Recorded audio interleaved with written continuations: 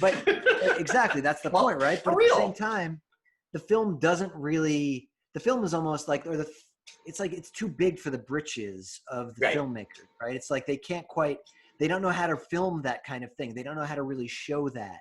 But a lot of that could have been editing and script cuts, and they could have been, I mean, if you watch, isn't there like a sort of homosexual undertones that Sal Minio's in love with? Big time. Hey everyone, and welcome to another episode of The Outsiders. I'm Todd Pickering. And I'm Seth Austin. We're a couple of actors stuck on the outside trying to make our way to the inside of the biz. Hollywood, baby. Yep, it's a podcast we got going on here. A little podcast action.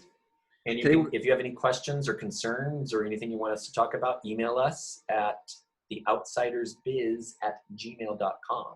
How do you spell biz, Seth? Outsidersbiz@gmail.com. Theoutsidersbiz@gmail.com. And there's a the in front of it, or a the. That is correct. However, the wants to say the. Or Are we going to get, or is this about a pedantic episode? No, this is an episode today. That's another topic, but this one's more fun. This one's much more fun. We're going to talk about old movies that we have been watching. Movies that, if you want to get into this little thing called the acting game, we believe that it might behoove you to view. Today we're talking about, I just watched Rebel Without a Cause last night. And I watched Lilies of the Field. So we're going to talk about those. Yeah. And we talked about telling people what we're going to talk about. But what I want to talk about before we jump into those two pictures, we've got the interwebs now, people. You can rent any movie practically on Amazon. There's a handful that you can't, which I found out. But during this pandemic, it's a great time to watch some of these performances and learn your history in the film business. Spend $4 to see 2001: A Space Odyssey, or, get your mom's HBO Max account or your friend's whatever. There's a way to see many of these films. So what did you think of Rebel Without a Cause? I didn't really like the movie on the whole. I did not. Really? Yeah, no, I've been looking through different reviews and stuff, and the one I think it was Roger Ebert kind of summed up my feelings on it, which was basically that there was a lot of interesting ideas. First of all, before we get into that, let's put a pin in there. Okay. First thing I want to say is I get why James Dean is regarded as an incredible, mythical being, right? Based on some of these performances, especially this one.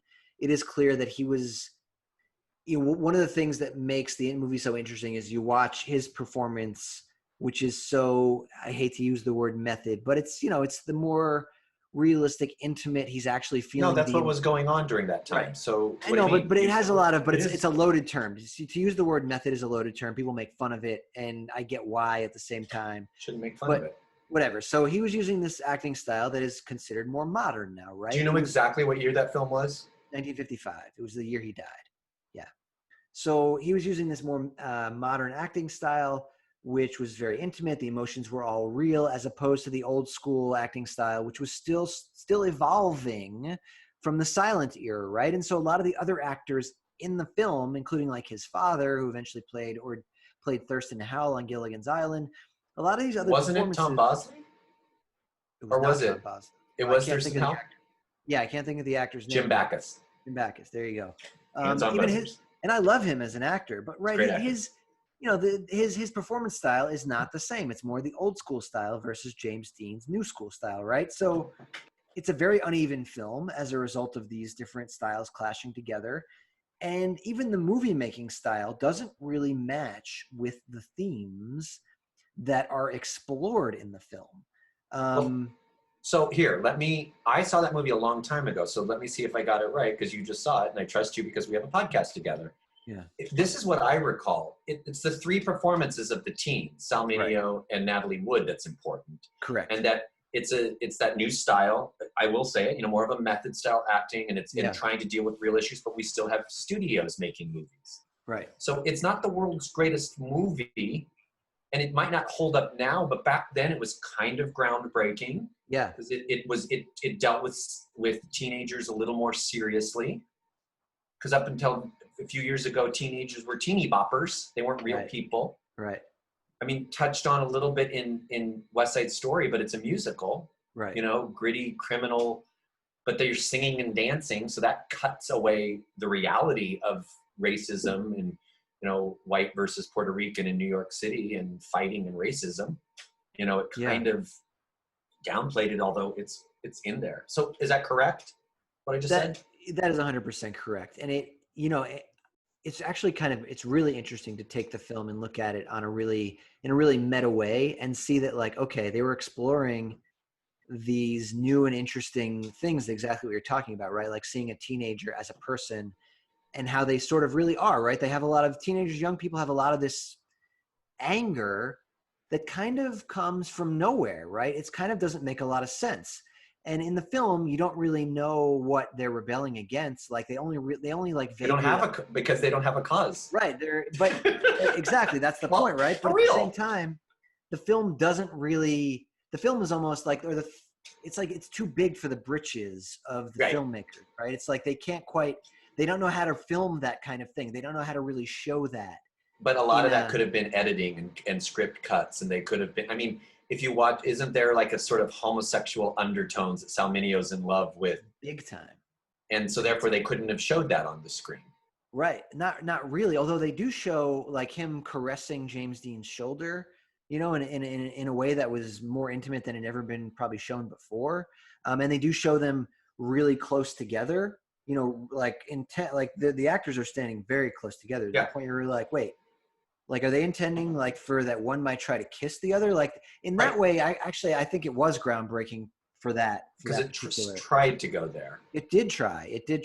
But, you know, let's face it, they cut the you know, their gay overtones in Cat on a Hot Tin Roof, and they made the movie and they cut them completely. Which and is then, terrible. You know, that's the kids are listening right now going, yeah, see those times. But Color Purple was done in the 80s, and they cut all of the lesbian relationship even in the 80s. So, yeah. I mean, you know, it's not that they aren't doing that now. Yeah. I mean, the film. So what would you say, would you recommend to our listeners out there in listening land to watch this movie? How high would you put it up there? You have to watch it. Absolutely. I'm really glad I watched it. I mean, and I almost want to rewatch it to sort of take in the things that I kind of missed, because I found some of the old timey filmmaking qualities. It was hard for me to really get into it at certain points because it is so dated in a lot of ways, you know? And so I kind of We're talking about, if you've just joined us, we're talking about Rebel Without a Cause. Yeah. Made in 1955. And in my humble opinion, and a lot of people's humble opinions, it doesn't really hold up, but it's still a brilliant film that needs to be viewed, especially as an actor, right? Because you see James Dean sort of pioneering this realistic style of acting, this method style of acting, right? Where he's actually feeling all of the emotions. And that was then co-opted by many other actors. And a bunch of, like, Brando was doing it with On the Waterfront at the same time. I mean, they were all doing it. Have you seen Giant? No, I have not seen Giant. Because Giant's probably the best movie he was in, overall movie. It's still Hollywood though, and it's not unlike Rebel Without a Cause that it, you know, but at least it was brave enough to touch on issues like Lilies of the Field. How's that for a segue? Right. Let's talk about that. Was Todd. That was a beautiful segue. Whatever thought I had in my head is gone because of the beauty of that segue. I have a Walk of Fame Wednesdays which we advertise on our Instagram page, where I choose and Seth has recorded a few of them. If you want to do any more, I'm asking you on the air. So, no pressure, Todd. There's a heat wave though, so it'll be a while because I've got some. But after you are not getting out of Hollywood Boulevard tomorrow or anytime. Well, actually, it's supposed to cool off again, like starting already Tuesday, I think. So right. So, but I do Walk of Fame Wednesdays, and I've done Sidney Poitier, and I feel guilty when I say, hey, he was the first Black man to win Best Actor for a film called Lilies of the Field, which I knew nothing about except for the name. In fact, I even forgot it. I knew Lily was in the title, and it's on Amazon for free. It's on Amazon's site, and I'm like, I need to watch that. I saw it, and I went by it. And I went, now you've done a Walk of Fame. You've got to watch Mr. Sidney Poitier with his Oscar-winning role. When was it made? Around 50, no, 60s, but like I was going to say, I thought it was later, right? Yeah, like a 60, little bit later. Okay. Between 60 and 65. Yeah. Because Guess Who's Coming to Dinner was 67. So he had already won. And Guess Who's Coming to Dinner, he was in Guess Who's Coming to Dinner, and he was in, and he was nominated for the Oscar for that, In the Heat of the Night. And Rod Steiger won for In the Heat of the Night, which is a movie, I'm actually going to talk about it. I know we always digress, but In the Heat of the Night, I don't think stands up well for the racism issue, meaning we've come beyond that, but it's great. It deals with racism. And I hope we've come beyond that. well, we haven't, because this is the times, and that's why Lilies of the Field is very interesting. So Lilies of the Field is about a black man driving across the country who pulls over to, we don't know anything about him, and he pulls over to, no spoilers, I don't do spoilers, I'll just tell you the first few minutes of the movie, but he pulls over, he's driving through the desert to get some water for his car, and he ends up at this ragtag nunnery run by East German nuns.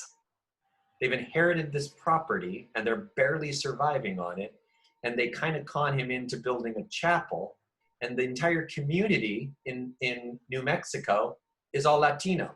So we've got Germans, a black man, and Latinos. So the film is about race. And it touches on World War II. It touches on Nazis. It touches on, and all these races working together, and it's super subtle. It's clear that it's based on a novel. I knew nothing about it. I think it's a first-time director, not the world's greatest movie, meaning, it's an old movie. The head nun, the German head nun, I went, gosh, she's good. So I pause and I look up on the interwebs, and she was nominated for Best Supporting Actress, and they all speak German fluently, and he teaches them English. So, there's more English spoken. She clearly spoke English, the actress. Right. And she clearly spoke German, and she's clearly not I didn't really research her, but there's no other stars in the movie. It's a very independent film, nominated for Best Picture. Of course, it did not win. It's a very simple picture, but it deals beautifully with racism without, there's a couple white characters, so racism it's realistic, but it's all these people working together. And Sidney Poitier, I don't know, it's a really good performance. He's a really amazing actor. I would say In the Heat of the Night, I always keep thinking he won the Oscar for that, because his intensity in that, I feel like his acting, that's the film I would recommend. Yeah. I'm not letting you interview me. I'm just kind of going over all the questions that I asked. No, that's quite all right. In the sense where I would say In the Heat of the Night is Sidney Poitier's performance, and he probably didn't win because Rod Steiger had never won the Oscar, and Sidney Poitier had already won the Oscar. It probably went to Rod Steiger because it is a popularity contest. Another one of my favorites. Yeah, it's all political. It seems like the Oscars a popularity contest. It is. Yeah. Hollywood's trying to honor their actors, and Rod Steiger's a great actor. Sidney Poitier's performance is only as good as Rod Steiger's. But I like Lily as the Field better as a film that holds up a mirror to our modern times and about racism and dealing with it than In the Heat of the Night. Interesting. So you would recommend Lilies of the Field over In the Heat of the Night to watch them? For that, it's because it's a really lovely picture that tells the story in a very simple. It's very cleverly written. Whoever wrote the book, it's akin to Arthur Miller wrote the play The Crucible about the witch trials, but it was really about the 50s, the McCarthyism and the Red Scare here in America. It was, you couldn't write about it directly without getting in trouble. So it's kind of like that. Like he tackled racism without, by isolating these races in the desert. They don't see color because they're all outcasts, if you will. Yeah. In American society. So.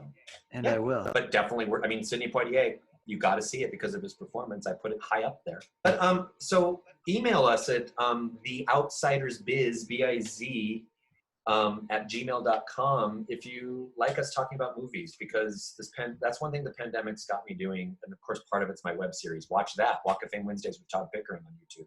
If you want to learn about actors, it's a great way to see if you want to, see these movies. And another movie you could watch during the pandemic is a movie that I was in. It's called Unbelievable, with a lot of exclamation points. And it's on Amazon Prime. You can rent it for, I think it's like $5 right now, or you can own it for about $18. It's a really good quarantine watch because it's completely silly, completely over the top B movie with intentionally bad special effects and acting, and it's got a ton of the old Star Trek actors. So if you or any of your friends are Trekkies, they're going to get a huge kick out of this absolutely ridiculous film that I also happen to be in alongside the likes of Snoop Dogg. Snoop Dogg's in it. Yes, all of our devout listeners will know that I've already seen it because I promised I would, and guess what? I clicked on Sidney Poitier instead of Seth's movie. Oh, no. So again, I'm going to say it on the air that I'm going to watch it right now because it is Friday and the heat wave's starting, and I'm not going to leave today. There you go. Sit in your air-conditioned apartment. So, maybe have a drink maybe or next time we'll 5. talk about your movie. I can't. Oh my God! I cannot wait to hear your opinion of this movie, Todd. I cannot wait. All right, everybody, stay safe out there. Seriously. Thanks for listening. Bye. Call your therapist.